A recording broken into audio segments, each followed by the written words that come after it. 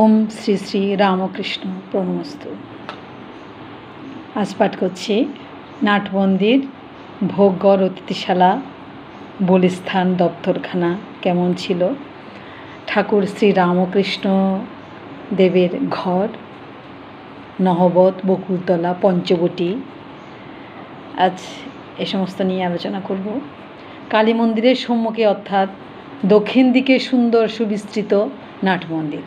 নাটমন্দিরের উপর শ্রী শ্রী মহাদেব এবং নন্দী ও ভিঙি। মান মন্দিরে প্রবেশ করিবার পূর্বেই ঠাকুর শ্রী রামকৃষ্ণ মহাদেবকে হাত জোর করিয়া প্রণাম করিতেন, যেন তাহার আজ্ঞা লইয়া মন্দিরে প্রবেশ করিতেছেন। নাটমন্দিরের উত্তর দক্ষিণে স্থাপিত দুই সারি অতি উচ্চ স্তম্ভ, তদুপরি ছাদ। স্তম্ভ শ্রেণীর পূর্ব দিকে ও পশ্চিম দিকে নাটমন্দিরের দুই পক্ষ। পূজার সময় মহোৎসবকালে, বিশেষত কালী পূজার দিন নাটমন্দিরে যাত্রা হয়। এই নাটমন্দিরে রাসমণির জামাতা মথুরবাবু শ্রী রামকৃষ্ণের উপদেশে ধ্যান মেরু করিয়াছিলেন। এই নাটমন্দিরেই সর্বসমক্ষে ঠাকুর শ্রী রামকৃষ্ণ ভৈরবী পূজা করিয়াছিলেন।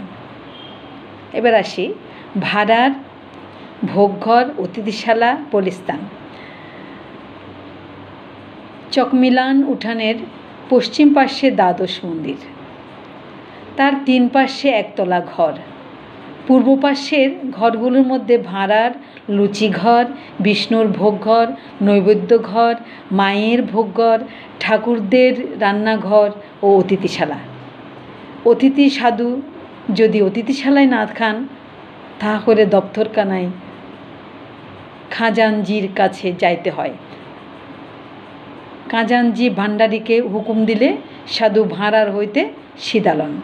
নাটমন্দিরের দক্ষিণে বলিস্থানের বলিদানের স্থান, মানে মায়ের পূজার বলিদানের স্থান। বিষ্ণুঘরের রান্না নিরামিষ। কালীঘরের ভোগের ভিন্ন রন্ধনশালা। রন্ধনশালার সম্মুখে দাসীরা বড় বড় বাঁট লইয়া মাছ কুটিতেছে।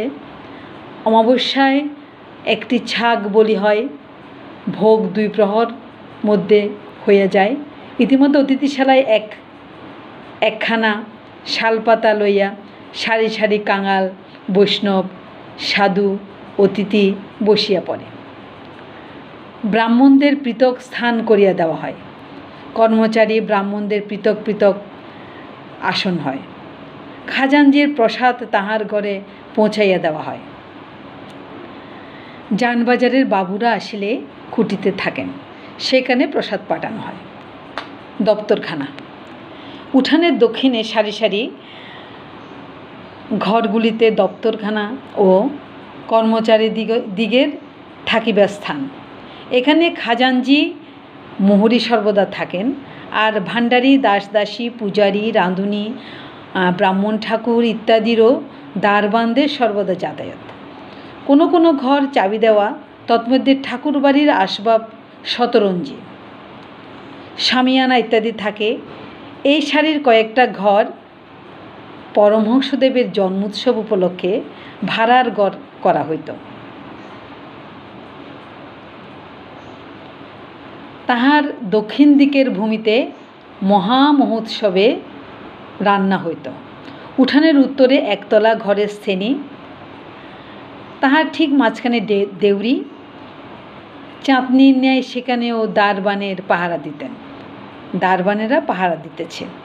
উভয় স্থানে প্রবেশ করিবার পূর্বে বাহিরে জুতা রাখিয়া যাইতে হইবে। এবার ঠাকুর শ্রী রামকৃষ্ণের ঘর। উঠানের ঠিক উত্তর পশ্চিম কোণে, অর্থাৎ দ্বাদশ মন্দিরের ঠিক উত্তরে শ্রী শ্রী পরমহংসদেবের ঘর। ঘরের ঠিক পশ্চিম দিকে অর্ধমণ্ডলাকার একটি বারান্দা। সে বারান্দায় শ্রী রামকৃষ্ণ পশ্চিমাস্য হইয়া গঙ্গা দর্শন করিতেন। এই বারান্দার পরে পথ, তাহার পশ্চিমে পুষ্পোদ্যান, তৎপরে পোস্তা, তাহারে পরে পুতসলীলা, সর্বতীর্থময়ী কলকল নাদিনী গঙ্গা।